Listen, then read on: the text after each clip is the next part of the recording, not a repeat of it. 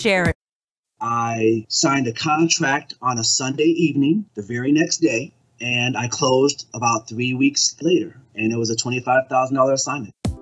Are you ready for the best real estate investing advice ever? Join Joe Fairless and today's best ever guests as they share it with you. It's the best ever advice with none of the fluff. Let's go. Heard of crowdfunding and still curious about how you can benefit from it? Well, we've got a step-by-step guide put together just for you by the best ever team and Patch of Land, the industry's leading crowdfunding experts. The best crowdfunding crash course ever, episodes 152, 159, 166, and 173 will provide you all you need to know to get started and begin benefiting immediately. Whether it's getting access to funds for your project or passively investing in other people's deals. The time is now to get started with Patch of Land. Go to patchofland.com/best ever to grab your copy of the top 10 answers to the top 10 crowdfunding questions. That's patchofland.com/best ever. Hi, best ever listeners. Welcome to the best real estate investing advice ever show. I'm Joe Fairless, and I'm here with today's guest, Aaron Lockhart. Hi, Aaron. Hi. How are you doing, Joe? I'm doing really well and glad to have you on the show. Aaron's based in Chicago, Illinois, where he is primarily wholesaled over 20 properties in the last year. He's been a full-time real estate investor for the last 2 years, and he bought his first property whenever he was the young age of 21. So he was drinking a beer and buying properties legally. Yep. And non-real estate related, but very interesting, is you've got to go check out his band on YouTube called Functional Groove. He's a musician. He plays the keyboard, bass guitar, organ. I mean, everything. So he's going to, I don't know if he's going to place any songs on today's episode, but he's certainly going to be a treat for our ears with his advice. So with that being said, Aaron, can you give the best ever listeners a little bit more about your background and what you're focused on now? Sure. Thanks, Joe. So my background is going back to when I was 21. The way I got into real estate is through Carlton Sheets, man. I was watching, those infomercials early in the morning late in the morning type stuff. And I got inspired to check out his program. And I even had to borrow some money from one of my parents so I can do this mentorship program. So I did that program, and I jumped in with 2 feet, ready to buy a property with no money down. I found a great deal. Ended up buying the house, and it was so nice. Instead of me turning it into an investment property, I actually moved in and lived in it for a year and a half. And then I turned it into an investment property. And I had that investment property for several years.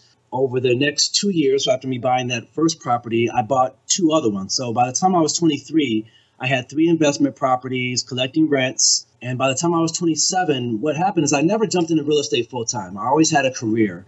And my career kept taking off, and I was moving all over the place, and I really didn't enjoy being a long-distance landlord. And by the time I was 27, I really got tired and kind of burnt out. And so I liquidated all my properties and just kind of got out of real estate for a minute and, ended up marrying my girlfriend. We started having kids. And the next thing you know, I didn't even think about real estate till I was about 32 again. So it was about 5 years later. I ended up wanting to, getting the itch again, never forgot about Carlton Sheets. I read some important books and kind of inspired me to jump back on the horse to be independent. So I went out and grabbed a property that was in foreclosure, turned it into an investment property, had some great tenants for about 2 years, made some good money off it. It was cash flowing at like $600, $700 a month. The tenants moved out. I rehabbed the property because it just needed some work to it. And I pulled some equity out and pocketed some money, had some fun with that. But then the market started to crash, right? This was like around 2008. So I couldn't rent the property for what I needed it for. I couldn't sell it for what I needed it for. So I ended up moving into it, and I'm still living in the property as we speak. But that scary experience, having to pay, a mortgage on where I was living and a mortgage on 2 different places for a while, spooked me from real estate. So I stayed away from it for 5 years until just recently. The last 2 years, I lost my job in 2012, went back to being a full-time musician for a year. It didn't add up to the income I was used to making. And so in 2013, I went full-blown real estate, and I haven't looked back. And you're focused now on wholesaling. Why wholesaling? Because wholesaling allows me to keep a monthly cash flow coming in.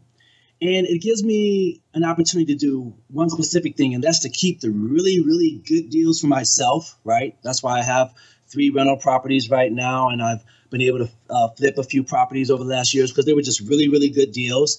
And the deals that I can't afford to do on my own or don't have the resources or maybe just aren't as juicy, I still can turn around and wholesale to other investors that would take them. So it allows me to have multiple profit centers and to go into different areas where instead of just being focused on one area. Let's talk about those multiple profit centers with wholesaling. When you have a deal, first off, how are you getting the deal? What are some effective ways that you've found to generate leads? Okay. So I deal with mainly strictly off-market properties, off-market, direct to owner type of deals. So I'm doing some marketing on my own, but to be honest with you, since September of last year, I made a shift in my business, Joe. And this was, I had a partner at first and we separated.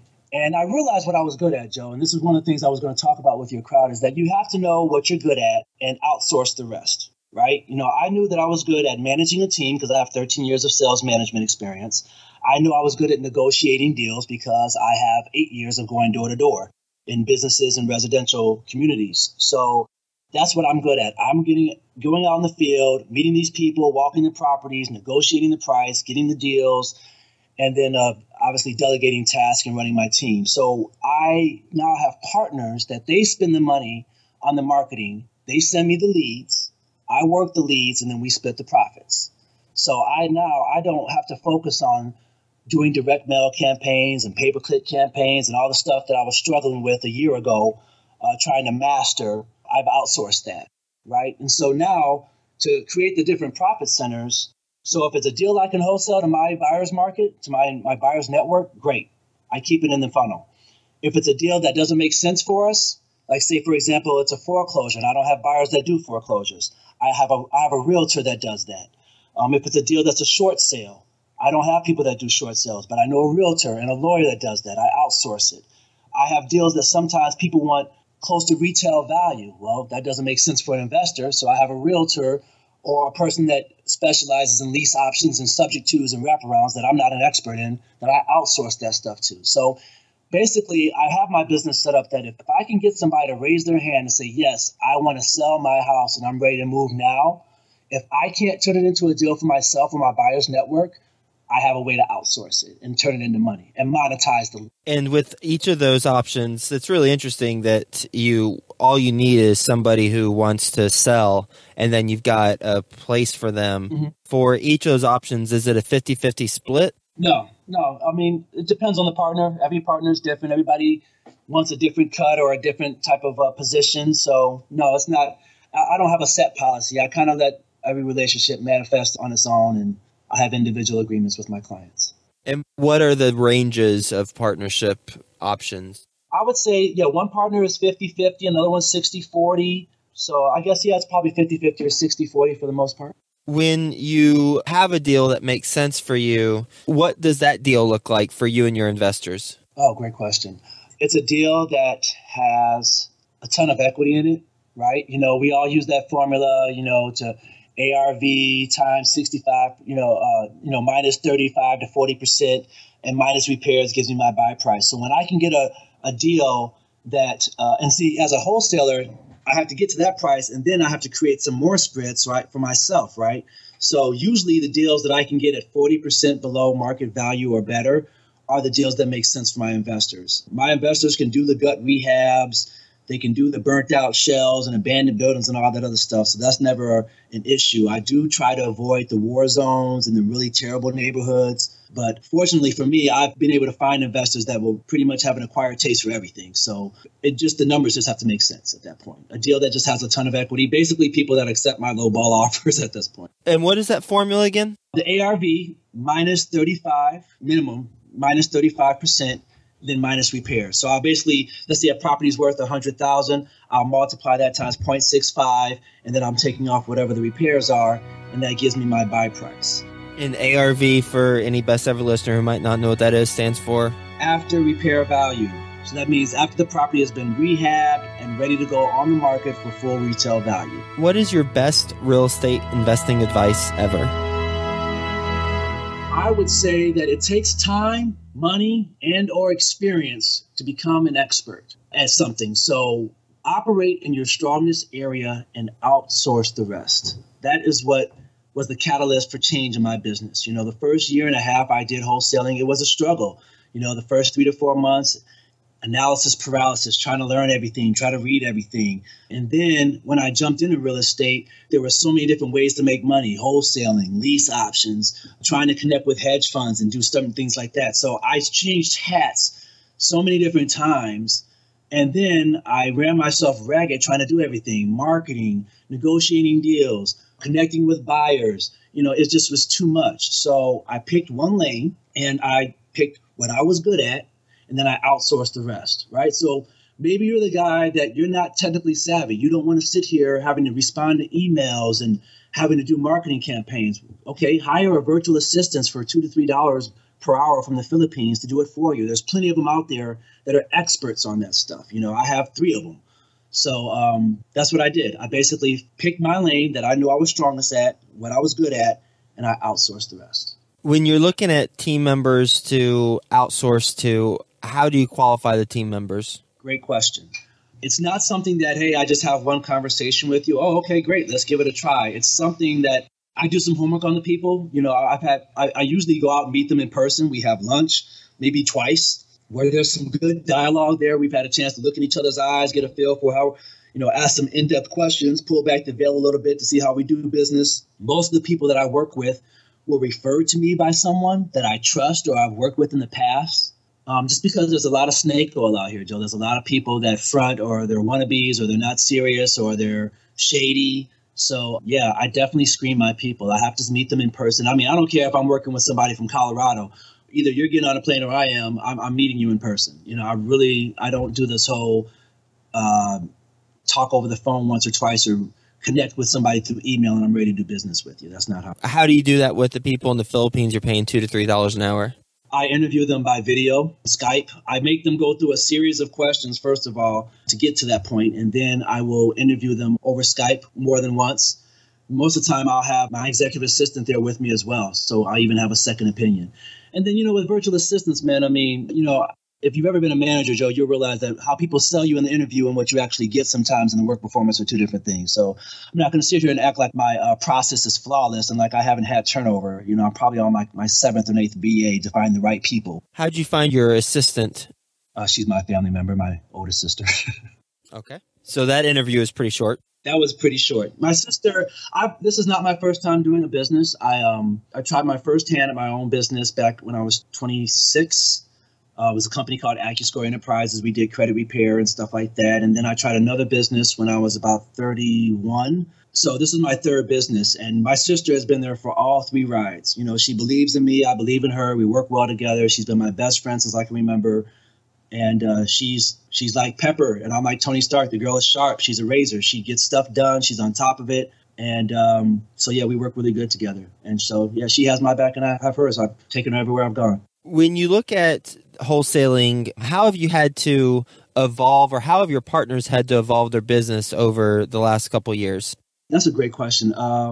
My business evolved because, there's so many different things that you have to learn in real estate. And I guess the biggest advice I would give anybody is you have to understand several strategies on how to make a deal work, right? It can't just be, I give you this low offer, and if you don't take it, I'm on to the next deal. You have to understand subject twos and wraparounds and lease options, and you understand people, or at least connect with people that understand short sales and foreclosures. Because if you don't, then you're cutting out so much business. You're losing on so much money, and it's going to be tough. I mean, that's why people are out there that only wholesale, and I know I was one of them, 3 or 4 deals in a year, because you're a one-trick pony.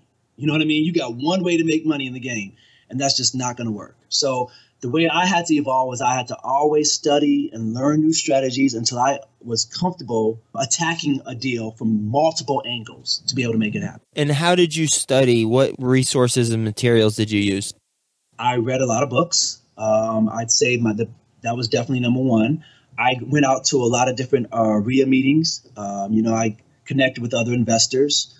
and I just ask a lot of questions. I'm one of those kind of guys that I'm not afraid to embarrass myself, for lack of, because I don't know something, so I can ask the question and get the answers I need, right? So that's the type of, people say, well, you've been investing for a long time. How come you don't know that? Hey, I don't know it. So please break it down to me, That's just how I am. I'm a go-getter. I want to get the information. So internet, YouTube, books, RIA meetings, you name it, I will search out it and find it. What are some, and we'll get to your best ever book later, but what are some good wholesaling books that you've read? Yeah, Preston Ely, Sean Terry, a gentleman by the name of Daniel Breslin. All of them have written some books that are definitely have made an impact on my understanding of the knowledge. If you go to Amazon Kindle, there's a lot of good books out there, man. I mean, I read this one book by William Johnson.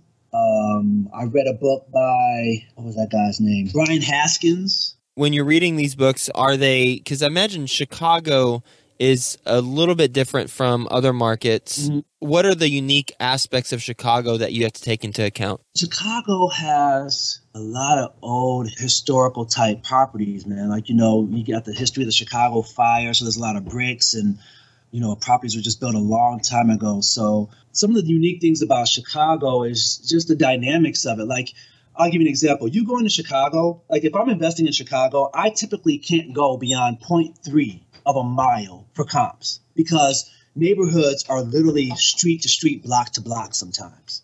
Okay, as far as what's considered a good street or what's considered a bad street, where investors will go and where they won't go.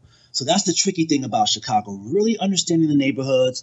What are the hot spots? What are the bad spots and things like that? Where if you go into the suburbs, oh man, I can look at comps up over half a mile, and things are, they flow a lot differently. In Chicago, if you get a property that's next to a train or a bus stop, that's a good thing. People like that. They like being close to the expressway. They like having quick access to everything. That same property in the suburbs is a hard, tough sell, right? You in Chicago, I can sell a property on a two-way street a lot easier than I can in the suburbs. So it's the dynamics of it. Chicago's one of those areas where you really got to understand the territory. And that's why you find a lot of investors that they have very specific markets, very targeted zip codes that they'll go into, because they just don't want to study all the different planes. They just want to have an area that they're good at and focus on it. Are you ready for the best ever lightning round? I am. First, a quick word from our best ever partner, crowdfunding. You've heard about it, and now it's time to learn about it. Our best ever sponsor, Patch of Land, is a leading expert in the crowdfunding space, and they've got all the answers to your crowdfunding questions. Go to patchofland.com/best ever and grab your copy of the top 10 answers to the top 10 crowdfunding questions. That's patchofland.com/best ever. Do you want to build monthly real estate cash flow without the typical headaches? Discover migraine-free real estate investing today at thelandgeek.com/best. No renters or tenants, no rodents or termites, no renovations or toilet repairs. Start learning at thelandgeek.com/best. Best ever book you've read? The No BS Real Estate Investing Guide by Preston Barnett. What'd you take away from that? It just had an impactful change. I mean, it talks about attitude. It talks about mindset. It takes it gave me some very specific strategies, some basic to do things on a daily basis. And that's the kind of stuff I need. Like I'm more of a science guy. Give me the steps, give me the blueprint, and give me a plan, and I'm going to attack it. I'm going to execute it. And that book did that. Best ever personal growth experience and what you learned from it. I worked for a company called Alarm One between the ages of 23 and 27. It was a company that we did wireless security systems for homes and businesses. And the reason that this was the best personal growth experience is because I had never had a sales job, and that company threw me door to door for 4 years, 100% commission. I worked within 4 or 5 months, I became a manager. Within 6 months after becoming a manager, I was a partner in the company within my first year in the business. I learned so much about myself, from the lack of experience can be made up for with attitude, how to be aggressive and how to close, and how to set up businesses and how to motivate employees and how to train people and how to set up different offices and how to scout territories. I mean, without having a college education, how to do a SWOT analysis. I mean, it just taught me so much about business. And I rubbed elbows with people that were millionaires. And it changed my persona. It changed my attitude. It changed my goals and what I wanted out of life. Before I came to that company, I just had average ideas and I had average goals. And that company, it basically changed the entire fabric. I was a different person afterward. Best ever success habit you practice? Constantly examining myself every day, looking at my weaknesses. I always look at the fundamentals. I used to play competitive basketball, and no matter how good I got, I always shot 100 free throws and always took 100 jump shots. And I just I always work on the fundamentals, Joe. I always study myself. I don't point the finger at anybody else. I take responsibility for when things don't happen on my own, and I'm always examining myself. So I think that's important. Study every day. You should be studying something every day. What are you studying right now? I am going back to the fundamentals on closing a deal. I'm studying Grant Cardone's Closing Survival Guide. Any interesting tips that you've come across? Grant is, I just started the book about a couple of days ago. I'm listening to the audio series and I'm about chapter 35. Belief, man. Belief. One of the key things is that people buy people, and you have to be passionate. You have to be convinced so much that about what you're doing that it's pervasive through the conversation, that people pick up on it. It attracts others to it. So that's the biggest thing, is like, you cannot have any doubt about what your purpose is, where you are and where you're going. Grant puts it in the context of believing in a product. I put it in the context of believing in my business and my service that I'm bringing to sellers and my buyers. Yes, I love that. And for best ever listeners, in case you want to check out my interview with Grant, it's episode 190. And it's titled Using a Video LOI to Win a Deal That Netted $20 million. So a very, very fun and exciting, and as if you know anything about Grant, it's high energy interview. Passion. You bet, aggressiveness. Yeah, absolutely. What's the best ever deal you've done? I made $25,000 in 3 weeks. Details, yeah, I'm curious about that. No, seriously, it was a lead that I don't want to give address or stuff. I'll say it was in Arlington Heights, right? And I went out to this person's house. I talked to them on a Thursday. I went out to them on a Friday and walked the property with them. Turned out she was a music lover. I'm obviously talking about my band. I'll go in the house and I see a pool table and I see a piano, two things I can do very well. So we instantly kicked it off, and I swear by the end of the meeting, I'd been there for like an hour. She was inviting me and my family up to her place up in Cape Cod. But it was a great conversation, and so I ended up making a lower offer than what she wanted. But because I connected with her so well, and I knew that I was going to be able to get that deal sold very quickly, she went with me. She said, hey, you know what? I had stronger offers from everybody else, but I trust you. I think you're going to get it done. I really liked us, so I'm, liked you, and I'm hoping that I can meet your family. So yeah, let's get the deal done. And so she took my offer, and I put it out there to my buyer's network at $30,000 higher than when I had it under contract, because I knew that kind of money was in the deal. And somebody made me an offer. I put it out there on a Saturday.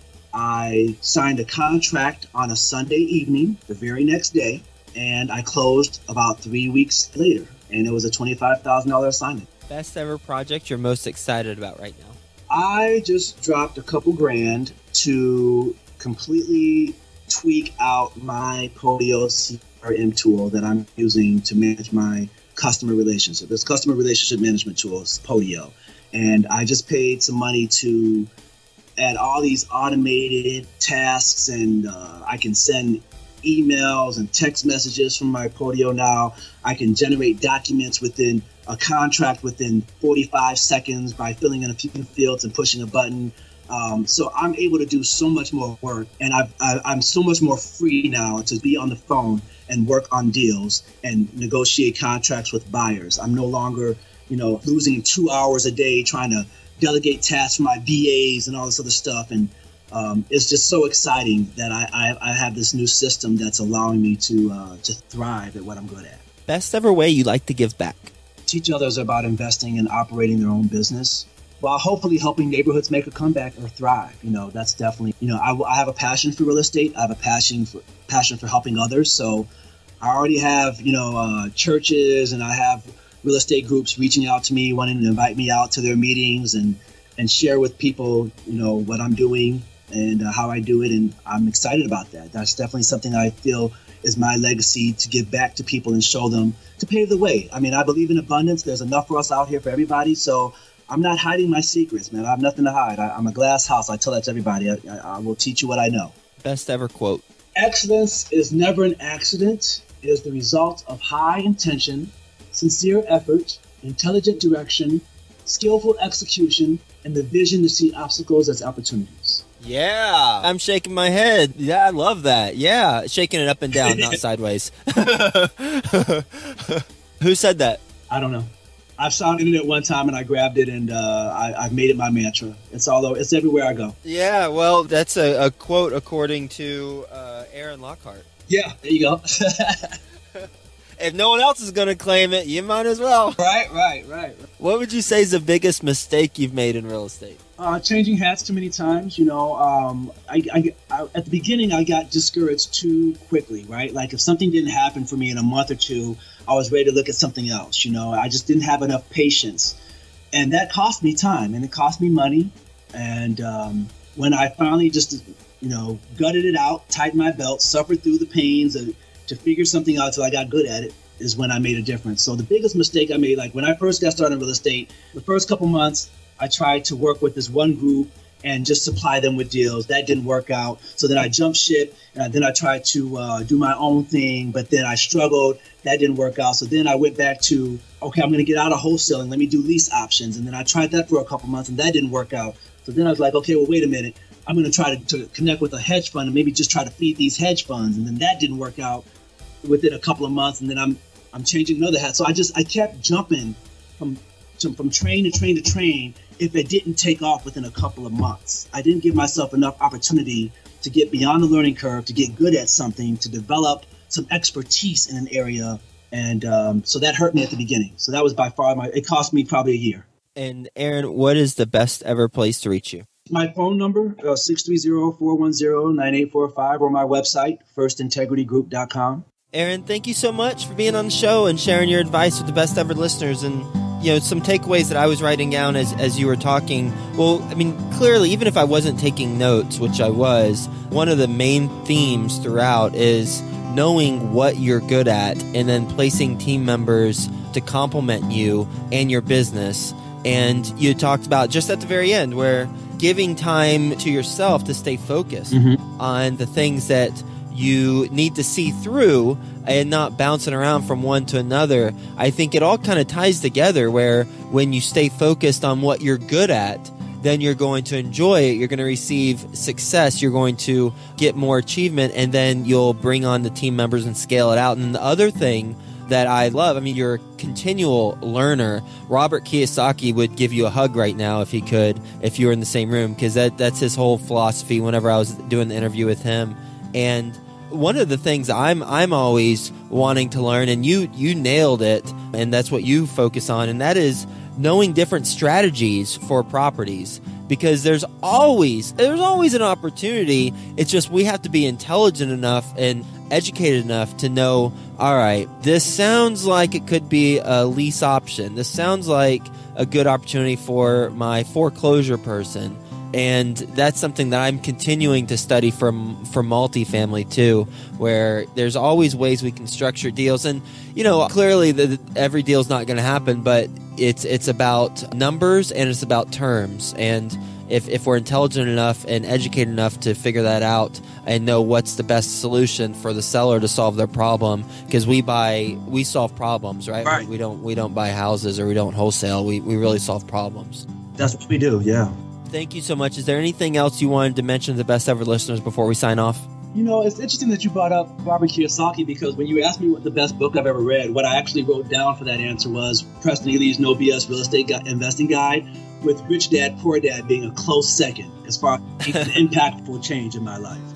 So definitely that hit home. And I think you're right. That's one thing I neglected to say during our interview, but by far, the reason that I'm successful in the field with negotiating with people is because I come in as a problem solver. I come in to find out what they're dealing with. I want them to talk through it. I want to understand it clearly, because I'm going to lay out a plan of how I'm going to resolve it. And that's really by far the secret to my success. And it always has been, whether it was doing alarms, whether it was doing credit repair or now whether it was doing real estate. It's always been my approach is to solve other people's problems. Aaron, thank you so much. I hope you have a best ever week, and we'll talk to you soon. Thanks, Joe. I appreciate it. Hey, you, best ever listener. Do you want more? Then go to joefairless.com, where you'll get tons of free videos, templates, and content to help you get deals done. And remember to subscribe to the Best Ever Show in iTunes, so you can keep getting your daily dose of the best real estate investing advice ever.